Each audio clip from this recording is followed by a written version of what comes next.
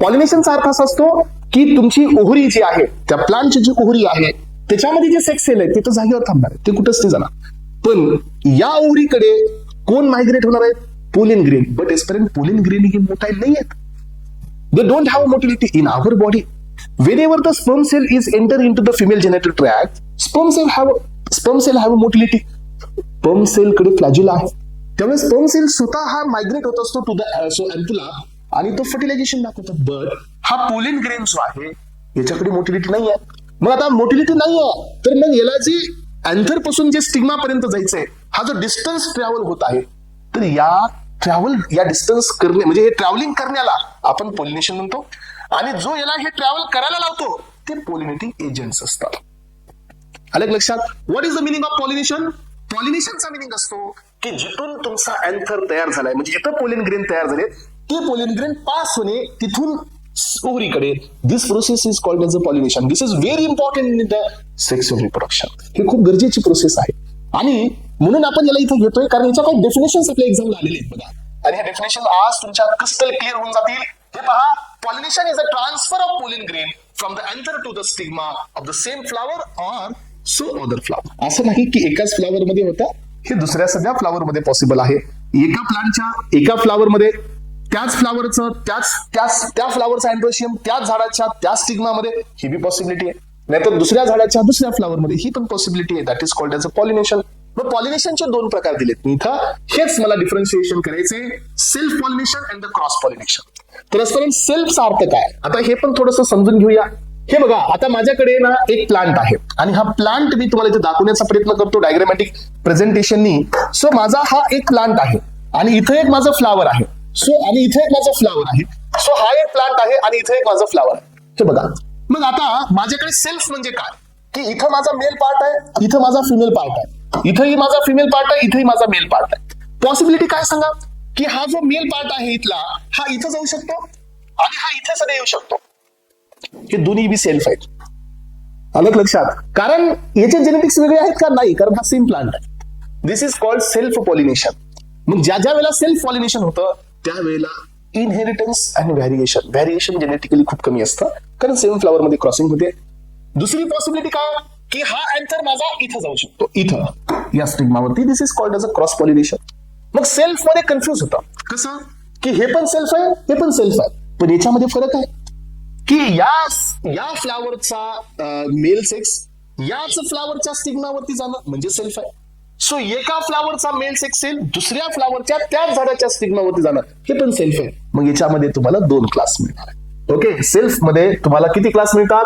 Self pollination मध्ये तुम्हाला दोन क्लास पाहायला मिळतील. एक आहे ॲटोगॅमी आणि सेकंड असतो जिटिनोगॅमी. ॲटोगॅमीचा मिनिंग काय, की त्याच झाडाचा त्याच फुलाचा अँथर आणि त्याच झाडाचा तोच फुलाच्या स्टिग्मावरती, दॅट इज ॲटोगॅमी. त्याच झाडाचा अँथर त्याच झाडाच्या दुसऱ्या फ्लावरच्या स्टिग्मावरती, दॅट इज जिटिनोगॅमी. कळते का? येस, एकच झाड फ्लावर बदलला. ओके, हे पहा, ॲटोगॅमीचा मिनिंग आहे pollen grain transfer from the anther to the stigma of the same flower same plant, that is called as autogamy. So याला आपण सेल्फ म्हणतो. जिटिनोगॅमीचा अर्थ पण तोच आहे की आपण याचा पण अँथर ट्रान्सफर करतो, same plant but another flower, तोच झाड पण दुसरं फुल, दॅट इज कॉल्ड जिटिनोगॅमी. आणि आपल्याकडे दुसरी आहे क्रॉस पॉलिनेशन, याला आपण आउटब्रीडिंग म्हणतोय. Friends, pollen grain of the one anther of the one flower transfer to the stigma of another flower, that is called as cross pollination आणि याला आपण नाव देतो झिनोगॅमी. मी तुम्हाला हे सगळं का सांगतोय, कारण बेटा झिनोगॅमी, ॲटोगॅमी, जिटिनोगॅमी याच्यातला डिफरन्स माहित असला पाहिजे. हे एक्झामला येतो, कॉम्पिटेटिव्ह एक्झाम मध्ये याचं खूप मोठं वेटेज आहे. आणि फ्रेंड्स, मी तुम्हाला सांगितल्याप्रमाणे सो कंडिशन काय असायला पाहिजे क्रॉस पॉलिनेशनची. Why we will go for the cross. हे बघा, इथं माझ्याकडे सो या ठिकाणी काय आहे, इथं माझ्याकडे आहे स्टिग्मा म्हणजे गायनोशियम, इथं माझ्याकडे आहे अँथर. मग मी हा अँथर कडून पोलिन ग्रेन न घेता मी दुसऱ्यांकडला का घेईल? येस, नॅचरली सांगा. सो काहीतरी, हे तर बरोबर आहे की ज्या वेळेला तुम्ही क्रॉस पॉलिनेशन कराल you will get the genetic variation, biodiversity. पण कधी ज्याला क्रॉस पॉलिनेशन होईल तेव्हा. पण आता माझ्याकडे हा अँथर आहे, इथं स्टिग्मा आहे, मग जवळच्या जवळ होणार ना. मग ते लांबच्याला काय ऍक्सेप्ट करेल, ह्याच्या काहीतरी कंडिशन्स असतील ना. पहिली कंडिशन की अँथर हा मॅच्युअर झाला ऑगस्ट मध्ये, स्टिग्मा मॅच्युअर झाला डिसेंबर मध्ये. येस, लक्षात ही पॉसिबिलिटी आहे ना. हे बघा, सो अँथर मॅच्युअर झाला ऑगस्ट मध्ये, अँथरनी पोलिन ग्रेन पाठवले बट ओव्हरीने रिसिव्ह नाही केले बिकॉज ओव्हरी ही मॅच्युअर नाही आहे. याचा अर्थ तुम्हाला हे सांगायचंय की क्रॉस पॉलिनेशन कोणत्या कंडिशन मध्ये होतं. येस, क्रॉस पॉलिनेशन हे कोणत्या कंडिशन मध्ये होतं हे तुम्हाला सांगायचंय. पहिली कंडिशन आहे that is called as a पहिली कंडिशन आहे that is called as a dichogamy. Definition main काय डेफिनेशन, डिकोगॅमीचा मिनिंग काय पहा. डिकोगॅमी म्हणते की मॅच्युरेशन टाइम इज डिफरंट. अलग लक्षात, मॅच्युरेशन टाइम हा डिफरंट आहे. मग याच्यामध्ये प्रोटॅन्ड्री आहे आणि प्रोटोजिनी आहे. सो याच्यामध्ये अँड्रोशियम मॅच्युअर होतो अर्लियर, आधी अँड्रोशियम मॅच्युअर होतो मग गायनोशियम होतो, म्हणून त्या दोघांचं सेल्फ होत नाही. त्यामुळे ते फेवर काय करतं क्रॉस.